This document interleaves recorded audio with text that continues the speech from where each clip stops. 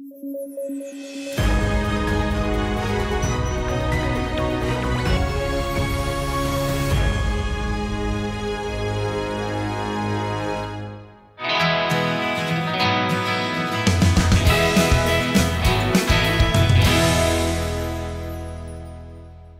दोस्तों, मैं शिल्पी news eight 9 में आप सबका स्वागत करती हूँ। चलिए हेडलाइन से शुरू करते हैं आज की अपनी खबरों को।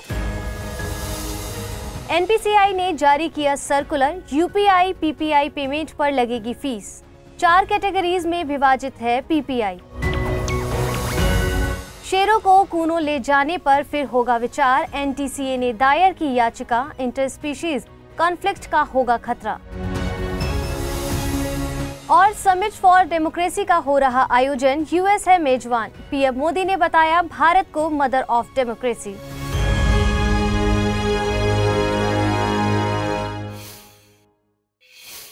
इससे पहले की खबरों की शुरुआत करें, आप सभी के लिए जरूरी सूचना। Study IQ IAS Hindi team Hindi माध्यम में तीसरी लाइव फाउंडेशन बैच लेकर आई है। 3 अप्रैल से शाम में 6 बजे इस बैच की शुरुआत हो रही है और इस कोर्स में छूट हासिल करने के लिए आप अमृत लाइव कोड का प्रयोग करें, जिससे ये कोर्स आपको केवल 18,999 रुपए में हासिल होगा। इस कोर्स में प्रतिदिन 2.5 से 3 घंटे की नियमित कक्षाओं के अलावा हस्तलिखित नोट्स, PDF, मुख्य परीक्षा हेतु उत्तर लेखन, कार्यक्रम सहित अन्य बहुत से उपयोगी फीचर्स आपको प्राप्त हो सकेंगे। कोर्स की जानकारी डिस्क्रिप्शन बॉक्स में दिए गए लिंक को क्लिक कर प्राप्त कर सकते हैं। एनपीसीआई यानी national payments corporation of India ने एक नोटिस जारी किया है।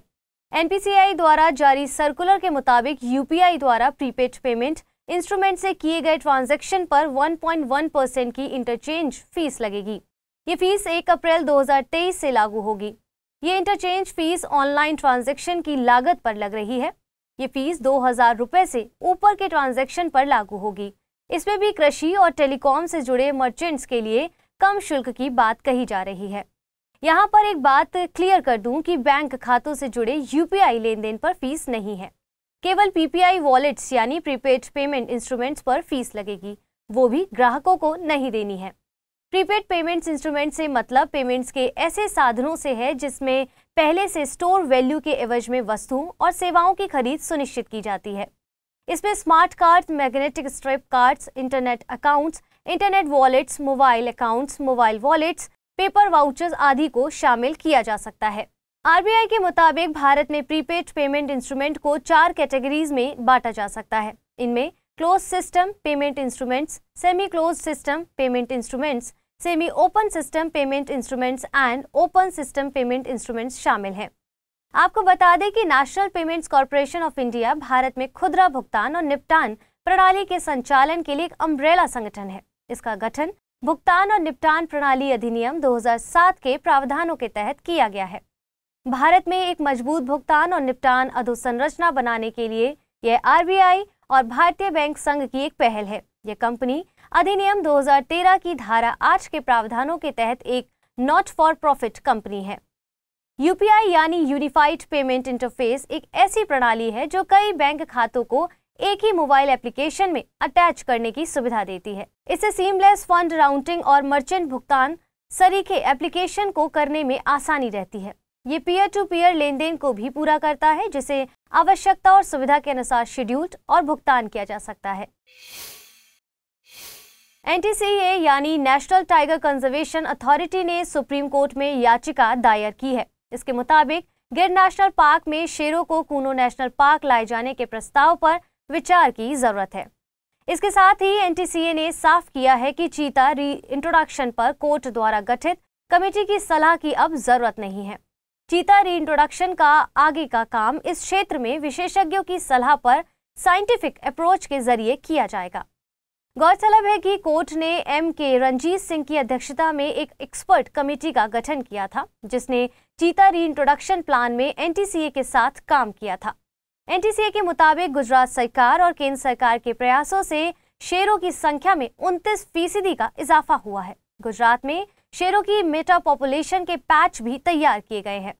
इसके अलावा हाल ही में कूनो नेशनल पार्क में चीतों को लाया गया है।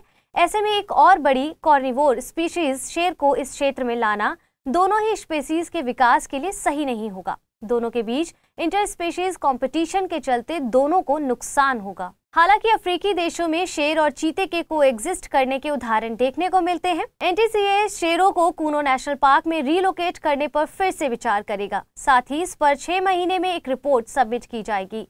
नेशनल टाइगर कंजर्वेशन अथॉरिटी केंद्रीय पर्यावरण मंत्रालय के तहत एक सांविधिक संस्था है। आपको बता दें कि चीते और शेर में कुछ अंतर होते हैं। चीते शेर की तरह रोर यानी दहाड़ते नहीं हैं। शेर समूह में रहते हैं जिसे प्राइड कहा जाता है। चीते अपनी फुर्ती और रफ्तार के लिए जाने जाते हैं। ये एक बार में 23 से 26 फीट की छलांग मार सकते हैं। विश्व बैंक ने ओडिशा के लिए $100 मिलियन के लोन की मंजूरी दी है। ये लोन ओडिशा में साइक्लोन जैसी आपदाओं से निपटने के लिए दिया गया है। इसके अलावा इस लोन से ओडिशा के सामाजिक सुरक्षा कार्यक्रम को भी मदद मिलेगी। ओडिशा की 480 किलोमीटर लंबी तटरेखा प्राकृतिक आपदाओं मसलन चक्रवात और सुनामी के लिए वल्नरेबल यानी सुभेद्य है। ये राज्य चक्रवात का सामना लगभग हर साल करता है। भारतीय संविधान का अनुच्छेद 293 क्लॉज 1 राज्य विधानमंडलों को राज्य की कार्यकारी शक्तियों को ऋण लेने और गारंटी देने में सक्षम बनाने या उनकी शक्ति को सीमित करने के लिए कानूनी अधिकार प्रदान करता है। अनुच्छेद 293 की धारा 3 और 4 के तहत ऐसे मामलों में जहां राज्य सरकारों द्वारा केंद्र से लिए गए ऋण बकाया का भुगतान किया जाना हो, उस स्थिति में नए ऋण प्राप्त करने के लिए केंद्र की सहमति प्राप्त करने की जरूरत होती है और ऐसी सहमति शर्तों के अधीन ही दी जा सकती है। विशेषज्ञों के मुताबिक राज्य सरकार बाहरी स्रोत से डायरेक्टली लोन नहीं ले सकती है। केंद्र सरकार इसमें मध्यस्थ की भूमिका निभाती है। प्रधानमंत्री नरेंद्र मोदी ने यूएस की समिट फॉर डेमोक्रेसी को वर्चुअली संबोधित किया। उन्होंने भारत को मदर ऑफ डेमोक्रेसी बताया। साथ ही तमाम वैश्विक चुनौतियों के बावजूद भारत ने तेजी से वृद्धि की है और ये दिखाता है कि लोकतंत्र में कितनी ताकत होती है। समिट फॉर डेमोक्रेसी का आयोजन यूएस द्वारा साल 2021 से किया जा रहा है। मार्च 2023 में दूसरी समिट फॉर डेमोक्रेसी आयोजित की जा रही है। इसे US, Costa Rica, the Netherlands, Republic of Korea और रिपब्लिक ऑफ जाम्बिया के साथ मिलकर आयोजित किया जा रहा है। आपको बता दें कि लोकतंत्र सामूहिक निर्णय निर्धारण की एक पद्धति है। ये एक आदर्श को लेकर चलता है कि जिन निर्णय से सारा संगठन प्रभावित होता हो, वे उस संगठन के सभी घटकों की सहमति से होने चाहिए। सभी घटकों को निर्णय में शामिल होने का बराबर से अधिकार होना चाहिए। लोकतंत्र के 2 मूल सिद्धांत हैं। एक तो सामूहिक निर्णयों पर सामाजिक नियंत्रण, दूसरा निर्णय लागू करने में अधिकारों की समानता। जिस हद तक ये दोनों सिद्धांत किसी संगठन का निर्णय प्रक्रिया में शामिल हो, उस हद तक उसे लोकतांत्रिक कहा जा सकता है। आइए देखते हैं बुलेटिन पर आधारित कुछ प्रश्नों को।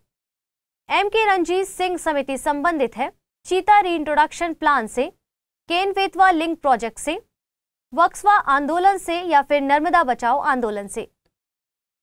दूसरा प्रश्न है निम्नलिखित कथनों पर विचार कीजिए। समिट फॉर डेमोक्रेसी का आयोजन ब्रिटेन के द्वारा किया जा रहा है। लोकतंत्र सामूहिक निर्णय निर्धारण की एक पद्धति है। उपयुक्त में से सही कथन या कथनों का चुनाव कीजिए। केवल एक, केवल दो, एक और दो दोनों, ना तो एक ना ही दो। पिछले बुलेटिन पर आधारित प्रश्नों को देखते हैं। पीएम श्री योजना संबंधित है शिक्षा से, तीर्थ स्थलों के पुनर्निर्माण से, वेदों के शिक्षण से या फिर पर्यटन से। सही जवाब है विकल्प ए यानी शिक्षा से। दूसरा प्रश्न है निम्नलिखित कथनों पर विचार कीजिए।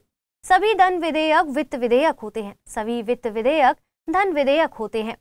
वित्त विधेयक में संयुक्त बैठक का प्रावधान नहीं किया जा सकता है। उपयुक्त में से सही कथन या कथनों का चुनाव कीजिए। केवल एक, केवल दो और तीन, केवल एक और तीन, एक, दो और तीन। सही जवाब है विकल्प ए यानी पहला कथन सही है। सभी वित्त विधेयक धन विधेयक नहीं होते हैं। वित्त विधेयक में संयुक्त बैठक का प्रावधान किया जा सकता है। तो फिलहाल के लिए इस बुलेटिन में इतना ही। जल्द मिलेंगे एक और नए बुलेटिन के साथ। तब तक के लिए धन्यवाद।